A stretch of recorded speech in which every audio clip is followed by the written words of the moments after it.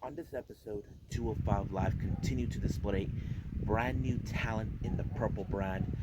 New Japan Strong, on the other hand, has just began with Tag Team Turbulence with 4 matches in the first round, and also for the first time ever going to review a Japanese promotion that I have heard of but never seen any of their events.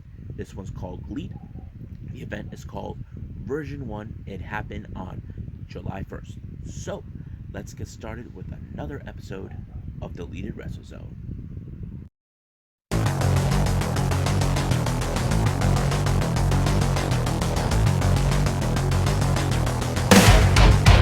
Are you ready?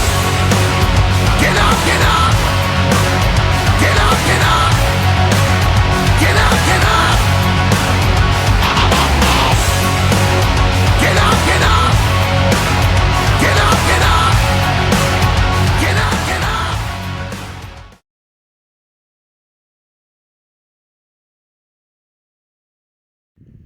Welcome everybody to Deleted Wrestle Zone. All things that is pro wrestling with AEW, NXT, New Japan Pro Wrestling, Impact Wrestling, the National Wrestling Alliance, various promotions, wrestlers, matches, and championships.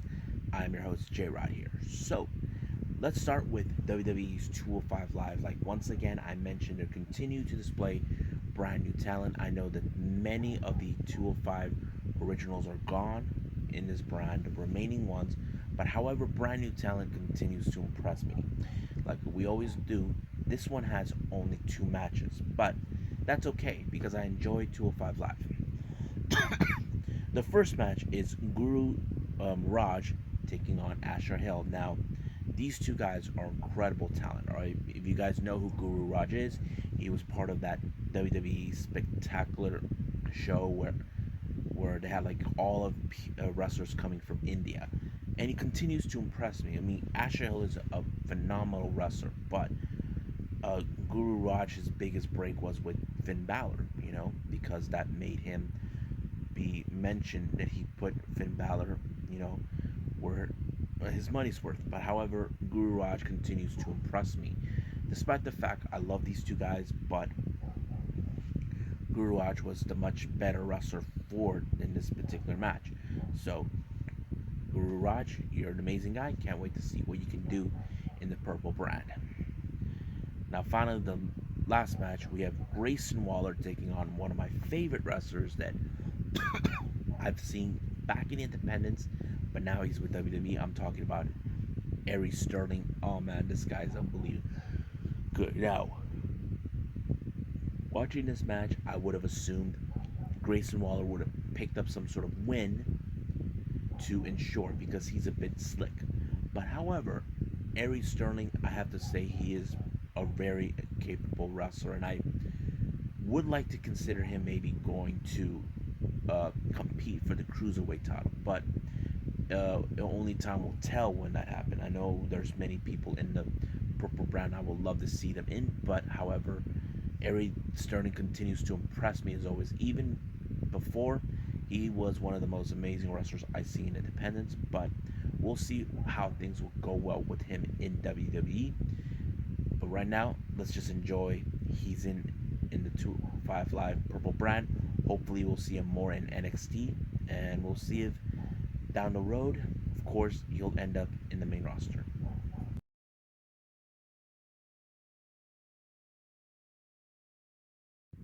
All right, New Japan Strong's Tag Team Turbulence has just begun with the 4 matches in the first round. First match, we have the return of Doc Gallows, Carl Anderson, the Good Brothers, taking on TJP and Clark Connors. Now, I don't know if we'll ever see the Good Brothers head back to Japan because I think some people would say, what's going to happen now that if they do return? Because A, Bullet Club may not welcome them because they sided with the one person that they don't want nothing to do with, or should I say the one person they hated, and you guys know who I'm talking about. Kenny Omega, or as Tama would say, Lenny Oshmega. But however, the Good Brothers are impressive. They are one of the most well-recognized tag teams, even during their time with New Japan, and I have to say this was the perfect opportunity for them to bring back what they used to be, but in a new way. But I love it, and of course they end the match with the Magic Killer, so it always well works for them. So they advance, while TJP and Clark Connors are out. Next match, we have Wheeler Yuta, Fred Yehi taking on Ren Narita and Blue Justice, Yuji Nagata. Now, I know some of you probably would think this. Some of you who are fans of Wheeler and Yuta and Fred Yehi, you're saying they got this in the back. But no, I have to say, I don't know if how long they can be used in New Japan Pro Wrestling because things are getting a little back to normal. As you know, Wheeler Yuta has been making an impressive appearance in AEW, and Fred Yehi is now recently the new AEW Heavyweight Champion. But I don't know how it is, but I have to say it was an upset by Ren Rita pinning um, Fred Yehi to win the match. Probably one of the biggest upsets. So he and Yuji Nagata advanced in the tournament. Next match we got the DKC and Kevin I taking on the West Coast Wrecking Crew, Royce Isaacs and Jarrell Nelson. Now, this was a very. Some of you probably say, why did they put the young lions? Well, why not? It happens. But I have to say, it was a really interesting match to watch because, once again, I enjoyed watching this because we get to see what the West Coast Wrecking Crew can do. If you guys are familiarized with Royce Isaacs, he was one half of the NWA Tag Team Champions. This is probably before the pandemic hit, but we'll see how they will advance. Who will be their opponents in the second round or maybe the semi round? We'll see about that. And then finally, we have Danny Limelight and JR Kratos to take on the Violence Unlimited, Brody King, and Chris Dickinson. This match was really amazing, but however, what I did like about this match is Chris Dickinson not falling for the same trick twice. If you recall, it was Danny Limelight that gave him the low blow that caused him to be kicked out of Team Filthy, but this time they say lightning doesn't strike in the same place twice. Dickinson was prepared and he was able to pull off the victory when he took out Danny Limelight, advancing in the tournament. So basically, I did view that both JR Kratos and Limelight could be one of two teams that I picked. The second team is Violence Unlimited. So we'll see how that goes. I'm very excited how the next part of the tournament will go on. So right now, let's just wait and see until next week. So let's keep moving forward.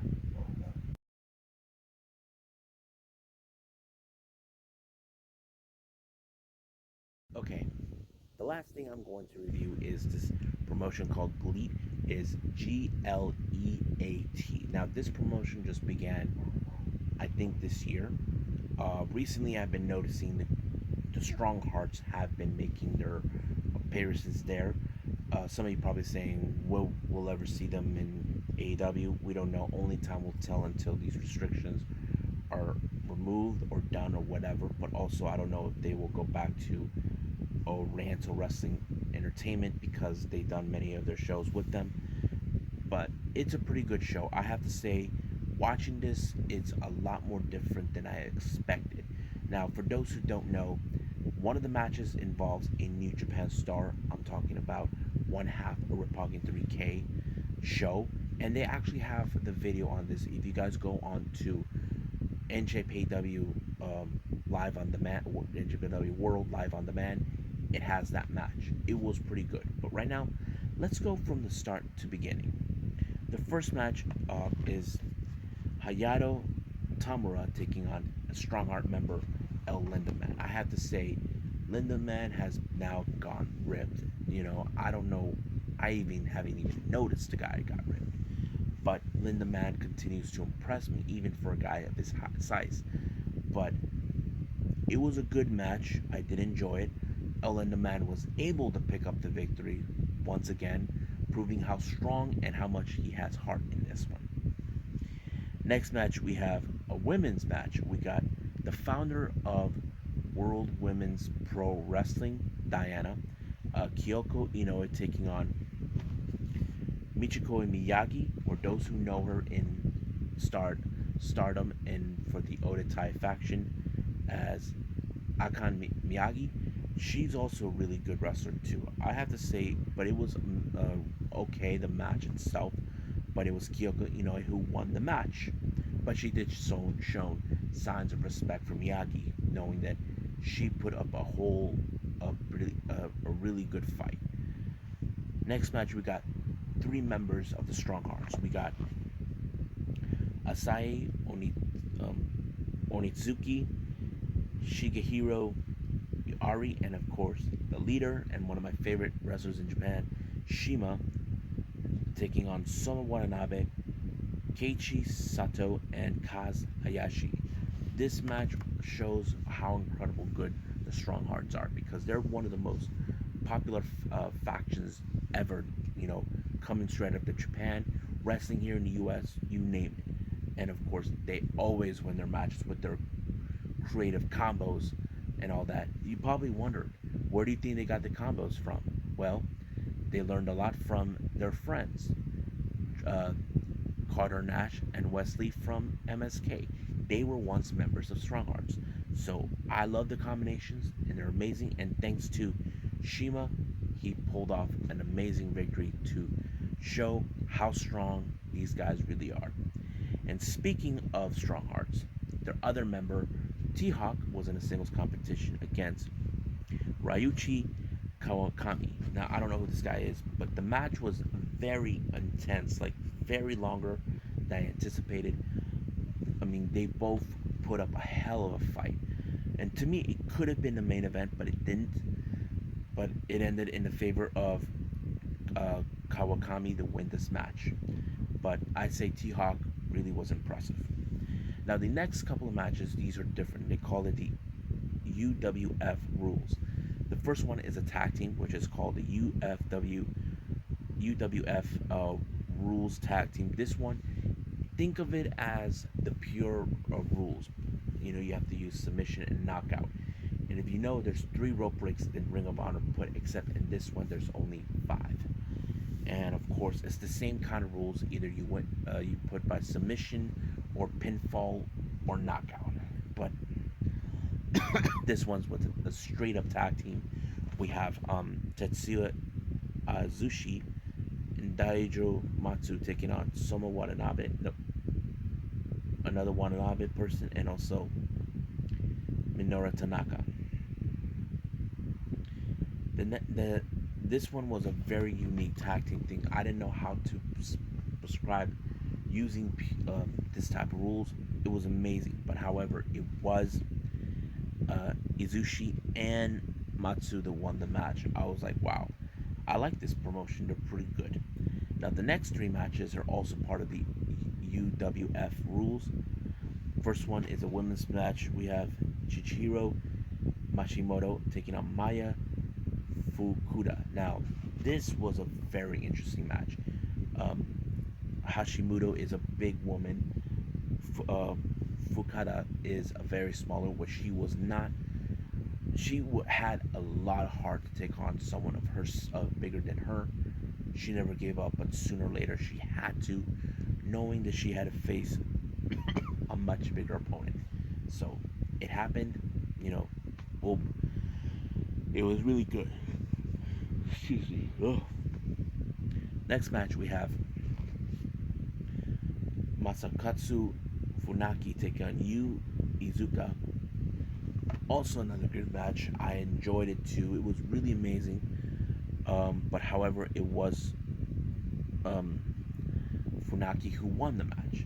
Now the main event is none other than Sho of New Japan Pro Wrestling taking on Takanori Ito. Now this was a very interesting match because I never seen Sho compete in this type of style, but somehow he really impressed me. Now I would have assumed that Iro was going to win, but however, Sho proved how strong he is, how well he can learn from playing by these type of rules. It's amazing.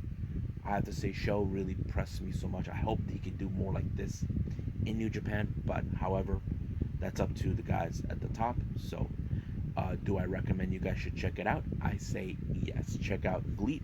You guys will enjoy it. It's a lot different than any other promotion in Japan you would have witnessed. I enjoyed it, but I hope you guys who watch this channel enjoy it too. Well, I hope you guys enjoyed this episode. You know, I enjoyed reviewing brand new wrestling shows that you probably may or may not have heard of, but it is what it is, how it goes. Now, the next episode we're going to talk about later on is going to be Got to Move Pro Wrestling, the finals of Oak Tag League.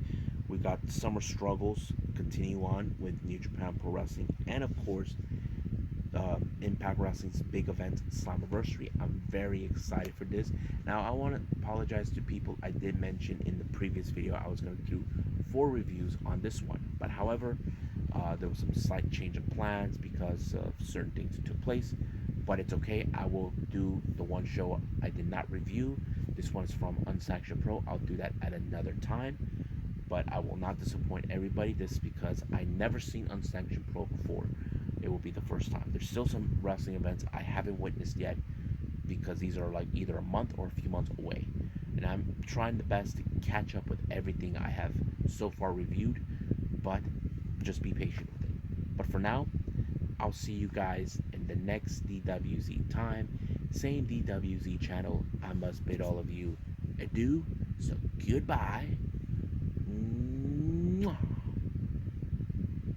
Have a nice day. Bang.